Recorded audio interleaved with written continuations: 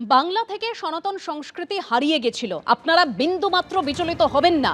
মমতা বন্দ্যোপাধ্যায়কে নিশানা করে মুখ্যমন্ত্রী শুভেন্দু অধিকারী তিনি বলছেন 15 বছরে মমতা বন্দ্যোপাধ্যায় পশ্চিমবঙ্গের সর্বনাশ করেছেন। কি বলেছেন মুখ্যমন্ত্রী দেখুন। মমতা বন্দ্যোপাধ্যায় 15 বছর এই রাজ্যে সর্বনাশ ছাড়া অন্য কিছু করেননি। টাটাকে তাড়িয়েছেন, সিঙ্গুর থেকে শিল্প তাড়িয়েছেন, 26,000 চাকরি চুরি হয়েছে, পার্টির নেতারা চাকরি বিক্রি করেছেন।